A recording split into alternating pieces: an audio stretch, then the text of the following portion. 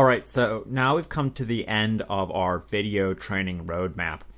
And before we leave and you go out and take action and start trying to build your business, I just wanted to go over some of the stuff that, just do kind of a walkthrough of everything we went over, and then go through some tips on, how to reevaluate what you're doing and what to do if, you're still not making any sales and you went out and took action, but something's not working. Well, first, what I want to do is just go through all the steps that we went through to make sure that you didn't miss anything or you're skipping anything. So whenever we started, first we focused on clearly defining your niche. Then we went into defining what your unique selling points is going to be and establishing a rural brand within that niche. Then we discovered what type of products you're going to sell, and specifically we went over some information about how to find products that people actually need out there and willing to buy. So not just stuff that we're going to go find and sell that a bunch of other people are already selling and people don't really need, but how to go out and pick something or develop it yourself and know that whenever you put it up on your store, you're actually going to get sales and traffic to it because there's already a community out there who wants to buy it.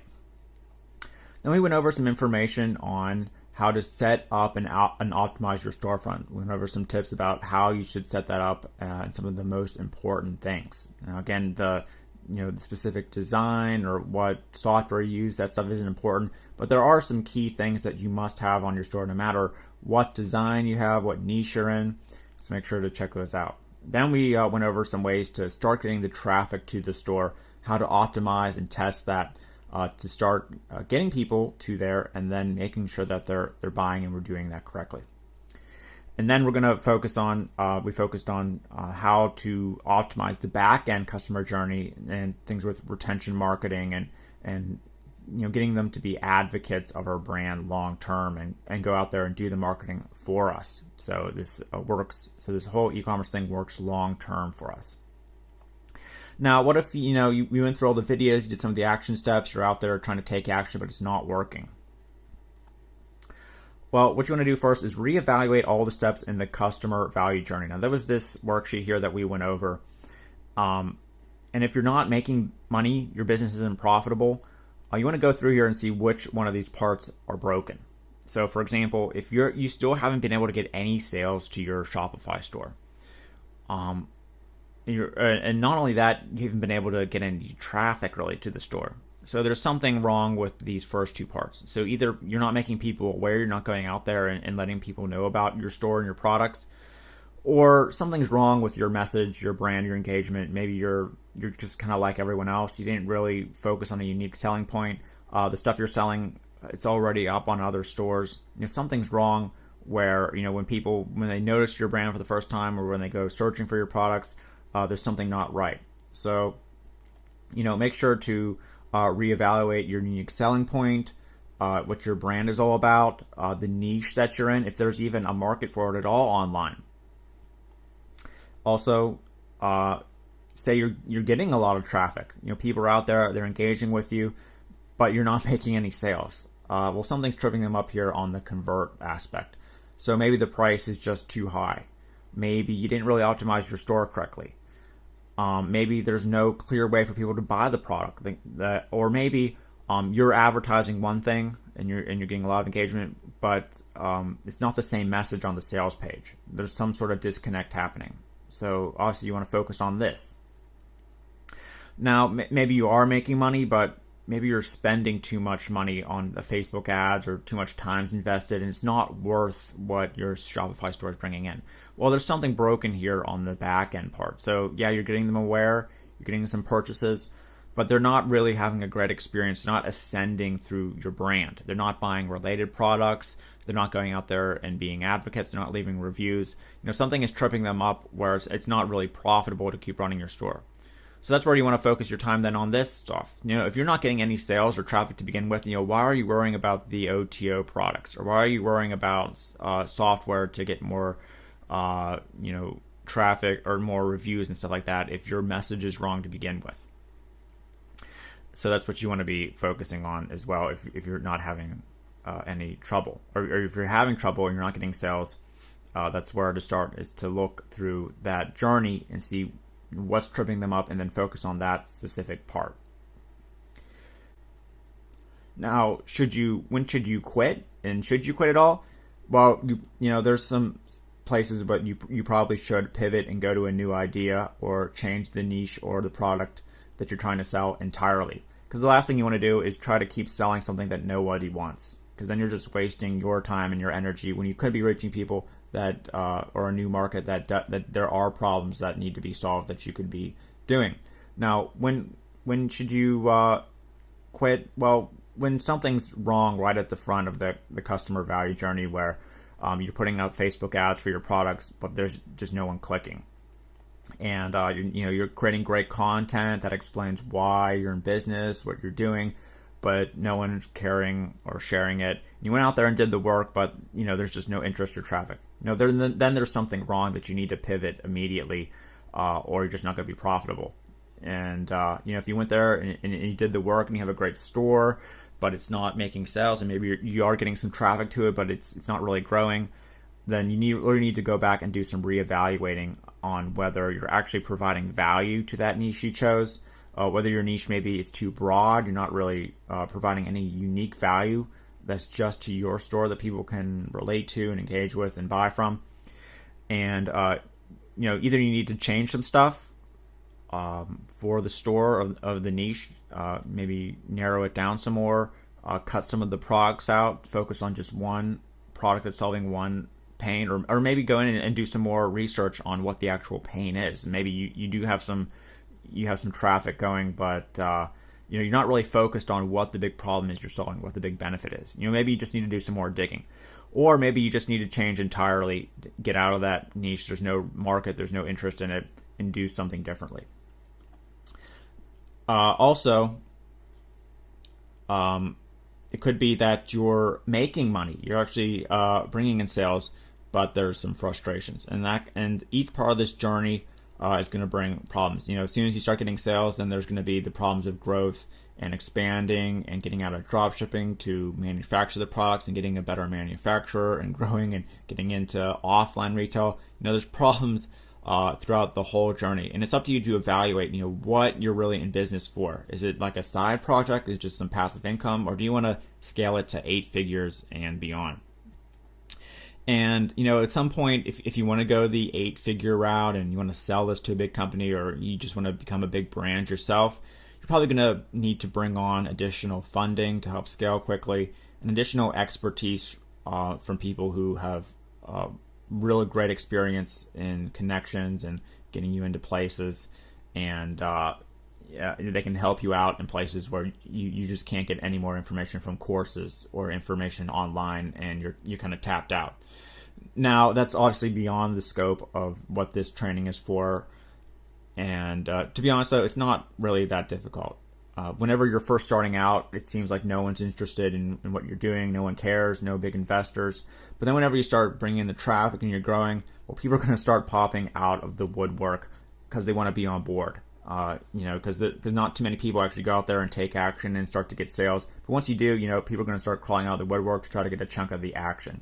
And then it's up to you to talk to them and evaluate if there's someone who's in it to help you and they have the tools that you need to succeed to keep growing, or whether they're just kind of in it to make money. They don't really have what you're looking for. And then be careful about giving up parts of your equity in your business or royalties or anything like that, unless it's the right person who's going to help you grow. So you don't need to be worried about that too hard. There's always ways to get money. There's always ways to go out there and find investors if you actually have sales and numbers.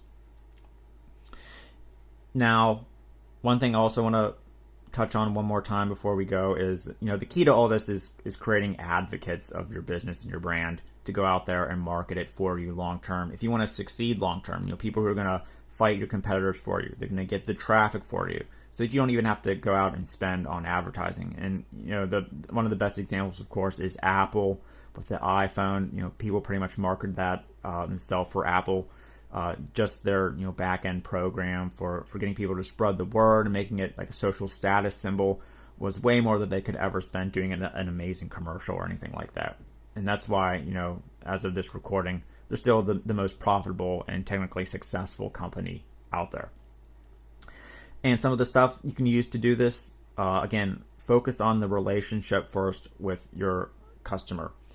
And by that, I mean, obviously, your brand, your message, what you're about, but also, clearly leading them through the customer journey at their time, doing great customer support. There's places like research, things like Credit Donkey said that 35.9% of customers with big business feel that they've been treated disappointed. They feel disappointed. Now that's a really big number. Can you imagine if 30 or 40% of your business was refunded or products were refunded? Well, that's what some of the statistics are saying. So make sure you have great customer service. You're there to talk about problems and issues. You're transparent. You have an About Us page that talks about why you're in business. You're not just someone hiding behind a web page trying to make some quick cash overnight.